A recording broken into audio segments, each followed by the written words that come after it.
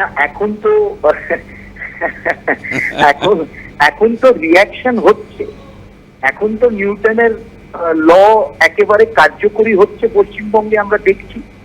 মানুষ সেই নিউটনের ল অনুসরণ করে তাদের প্রতিক্রিয়া দেখাচ্ছে বিভিন্নভাবে, ডিমবর্ষণের মাধ্যমে, চোর চোর স্লোগানের মাধ্যমে এবং তোলাবাজদের ধরিয়ে দেওয়ার মাধ্যমে।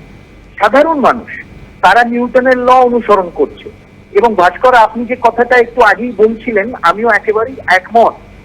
অভিষেক বন্দ্যোপাধ্যায় আগে নিজের বেআইনি কার্যকলাপের সুবাদে যে ধরনের সব মামলা মোকদ্দমা তার বিরুদ্ধে হচ্ছে, সেই মামলা মোকদ্দমাগুলো আগে তিনি সামলে উঠুন।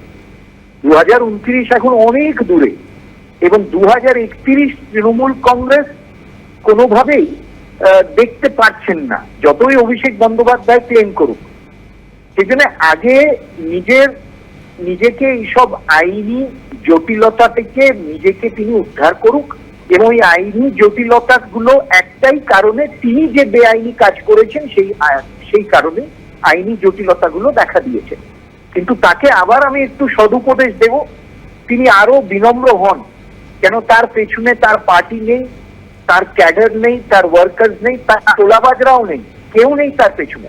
তিনি একলা দাঁড়িয়ে রয়েছেন, এবং একলা দাঁড়িয়ে রয়েছেন একটি যাকে বলে একটি কুইক স্যান্ডের ওপর।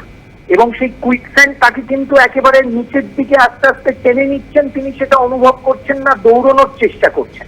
কিন্তু দৌড়ানোর যেই চেষ্টা করছেন, he is running on the same spot. এই ধরনের অ্যারোগেন্স, এই ধরনের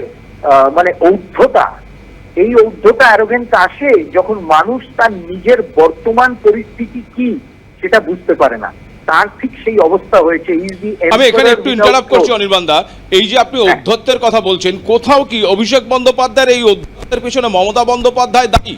তার কারণ গত কয়েকদিন আগেই এই মমতা বন্দ্যোপাধ্যায় অভিষেক বন্দ্যোপাধ্যায়কে বাঘের সঙ্গে তুলনা করেছেন, সেটা কি বাঘের মতো লড়ছেন।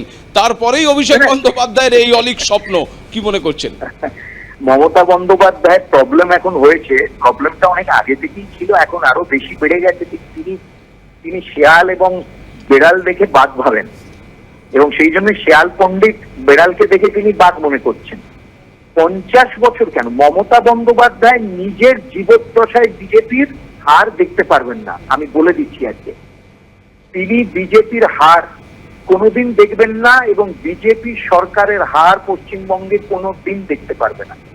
এবং অভিষেক বন্দ্যোপাধ্যায় 50 সাল তো দূরের কথা, আগামী 3 বছর সে যদি তার রাজনীতিতে টিকে থাকতে পারে, তারপরের পরের কথা হবে। একেবারেই। অসংখ্য ধন্যবাদ অনির্বাণ দা আপনাকে আমাদের সময় দেওয়ার জন্য।